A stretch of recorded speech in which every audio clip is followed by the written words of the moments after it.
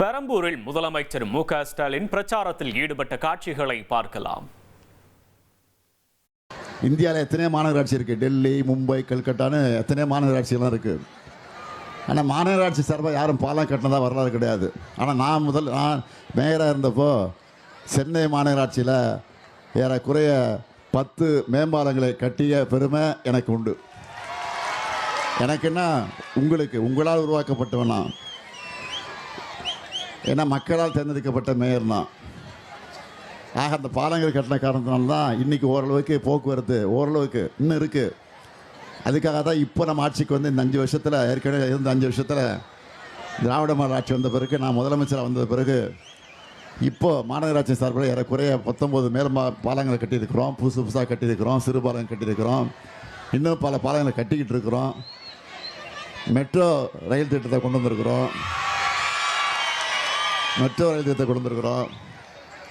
அதெல்லாம் செஞ்சுருக்கிறோம். அந்த உரிமையோடு வந்திருக்கிறேன். தமிழ்நாடு பூரா நான் சுற்றிட்டு வந்தேன். நேற்று தான் வந்தேன் சென்னைக்கு.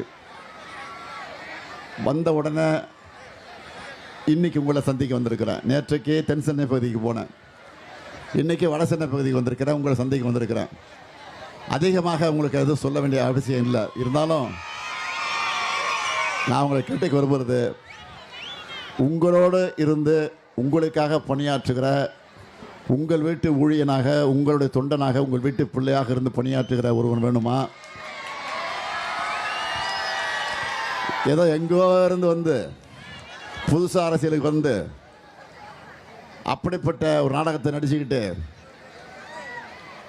அவர் வேணுமாங்கிறத கொஞ்சம் சிந்திச்சு பாருங்கள். அவ்வளோதான் அவங்களை கேட்குறேன். ஒரே கேள்வி, வேறு ஒன்றும் வேணாம். நான் யாரையும் அரசியலில் தாக்கி பேச விரும்பலை, விமர்சனம் பண்ணி பேச விரும்பலை. ஏன்னா அதுக்கு எனக்கு வழக்கம் இல்லை, எனக்கு பழக்கமே கிடையாது. நான் யாரையும் எதிர்த்து மரியாதை இல்லாமல் தரக்குறைவாக பேசுகிற வழக்கம் எனக்கு கிடையாது. அதனால் நான் உங்களையெல்லாம் அன்போடு கேட்டுக்கிறேன். ஏற்கனவே மேயராக இருந்து நான் ஆற்றிய பணிகள் உங்களுக்கு தெரியும். இப்போ முதலமைச்சராக பொறுப்பேற்று இந்த 5 வருஷமாக ஆற்றியிருக்கக்கூடிய பணிகள்லாம் உங்களுக்கு நல்லா தெரியும். தேர்தல் நேரத்தில் அறிவித்த திட்டங்கள் எல்லாம், சாதனைகள்லாம் ஏறக்குறைய ஒரு 90% பணிகள் நம்ம முடிச்சிருக்கிறோம். இன்னொரு 10% பணி இருக்குது. நான் இல்லைன்னு மறுக்கலை. அதுக்கு என்ன காரணம்னா, ஒன்றிய அரசு நிதி கொடுக்க மறுக்குது. ஒன்றிய அரசு பர்மிஷன் கொடுக்க மறுக்குது.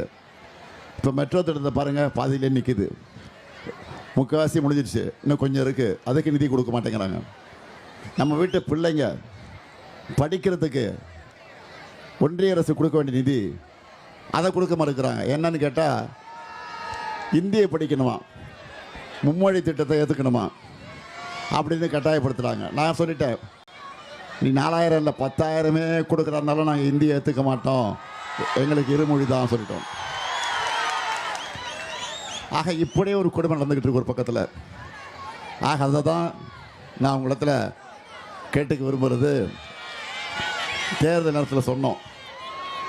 என்னென்ன சொன்னோம்? இப்போ தேர்தல் அறிக்கையிலே சொல்லியிருக்கிறோம். என்னன்னா, கலைஞர் மகளிர் உரிமை தொகை எவ்வளவு? 1000 ரூபா. மாதம் 15ஆம் தேதி வந்துடுதா இல்லையா பேங்க்குக்கு? கரெக்டாக வருதுல்ல? 15 வந்துடுது. இப்போ மறுபடியும் ஆட்சிக்கு வந்தால் அதை உயர்த்தி கொடுக்க போகிறேன்னு சொல்லியிருக்கேன். தெரியுமா எவ்வளோ? 2000. அதே மாதிரி புதுமை பெண் திட்டம், தமிழ் புதல்வன் திட்டம். புதுமை பெண் தமிழ் புதல்வன் திட்டங்கிறது என்னென்னா, பள்ளிக்கூடத்தில் படிச்சுட்டு, ஆரம்ப பள்ளிக்கூடத்தில் படிச்சுட்டு காலேஜுக்கு போகிறாங்க. வரேன் காலேஜுக்கு, நம்ம வீட்டு பெண்கள், நம்ம வீட்டு பசங்க காலேஜுக்கு போகும்போது அவங்களுக்கு மாதம் 1000 ரூபா அதுவும் கொடுத்துட்ருக்கோம். அதான் புதுமை பெண் தமிழ் புதல்வன் திட்டம். அதை கூட உயர்த்தி நம்ம ஆட்சிக்கு வந்த உடனே அது 1500 கொடுக்க போகிறோம். அது அறிவிச்சிருக்கிறோம். அடுத்து உங்களுக்கெல்லாம் ரொம்ப பிடிச்சமான திட்டம், இல்லத்தரசி திட்டம். இல்லத்தரசி திட்டத்தில் எவ்வளவு? 8000. 8000 சொல்லுங்க. 8000 ரூபா கொடுக்க போகிறோம். அந்த 8000 ரூபா வச்சுக்கிட்டு நீங்கள் நம்ம மகளிர் என்ன பொருளை வேணாலும் வாங்கிக்கலாம். உங்களுக்கு இஷ்டமான பொருள் லிஸ்ட்டு போட்டு கொடுத்துட்டோம். பார்த்தீங்களா இல்லையா? என்ன சொல்லுங்கள் பாப்பா.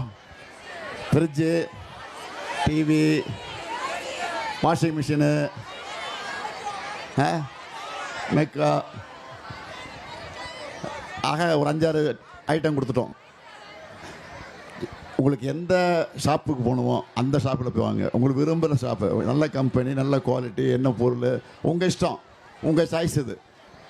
நீங்கள் தயவுசெய்து சொல்கிறேன், உங்கள் வீட்டுக்காரெலாம் கேட்டுறாதீங்க, குழப்பிடுவாங்க உங்களை. பிரச்சனை வந்துடும் உங்களுக்குள்ள. ஏதாவது பிரச்சனை வந்தால் சொல்லுங்கள், அண்ணன் இருக்கான், ஸ்டாலின் இருக்கான், நான் பார்த்துக்கிறேன் இல்லைங்க. ஆக உங்களுக்கு பிடிச்சதை வாங்கிக்கணும்.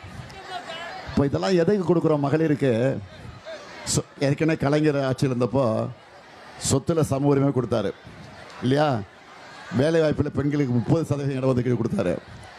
கர்ப்பிணி பெண்களுக்கு உதவித்தொகை கொடுத்தாரு. அது விதவைகளுக்கு மறுவாழ்வு திட்டத்தை கொண்டு வந்தார். மகளிர் சுய உதவிக்குழு கொண்டு வந்தார்.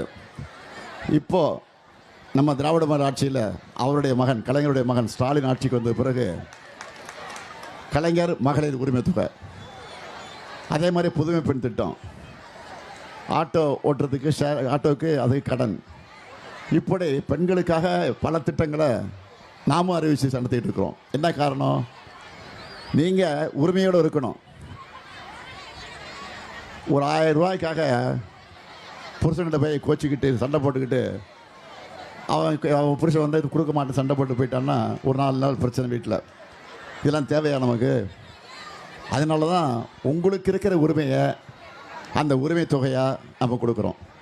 இப்போ உதாரணத்துக்கு ஒன்று சொல்லணும்னா, நீங்கள் காலையில் எழுந்திரிச்சு உடனே என்ன பண்ணுறீங்க? வீட்டு வாசலில் போய் கோலம் போடுறீங்க. கோலம் போட்டு குளித்து முடிச்சுட்டு அதுக்கப்புறம் பிள்ளைங்களை எழுப்பி ஸ்கூலுக்கு தயார் பண்ணுறீங்க. அந்த பிள்ளைங்களை குளிப்பாட்டி அவங்க பிள்ளைங்க வந்து இன்னும் கொஞ்ச நேரம் தூங்குறோமான்னு சொல்லுவாங்க. அதெல்லாம் முடியாது, ஸ்கூலுக்கு நேரம் ஆச்சு அப்படின்னு சத்தம் போட்டு எழுப்பி அவன் ட்ரெஸ் எல்லாம் பண்ணி பிள்ளைங்களுக்கு ட்ரெஸ்ஸாக பண்ணி ஸ்கூலுக்கு அனுப்புறீங்க. அப்புறம் போதா குறைக்குன்னு புருஷனை எழுப்பணும் வேலைக்கு போகிறதுக்கு. அதை எழுப்பி காஃபியை கொடுத்து, காஃபியில் சர்க்கரை இல்லை, என்ன காஃபியை போட்டு நான் திட்டேன், இந்த தகவலாம் நடக்கும். அதுக்கப்புறம் டிஃபன் கொடுப்பாங்க, அதையும் சாப்பிட்டுட்டு வேலைக்கு போயிடுவாப்புல. வேலைக்கு போன பிறகு வீட்டில் சும்மா இருப்பாங்க அந்த அம்மா.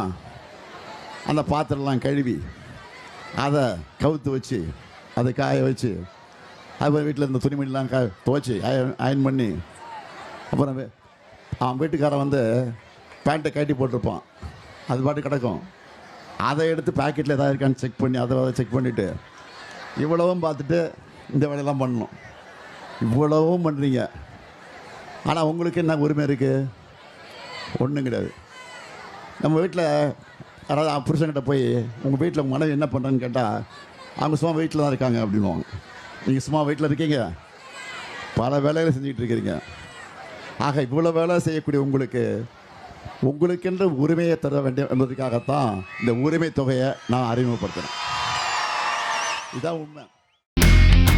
இனி செல்லும் இடமெல்லாம் செய்தி. தந்தை டிவியின் வாட்ஸ்அப் சேனலை ஃபாலோ பண்ணினா செல்ல இருக்கும் இடமெல்லாம் செய்தி.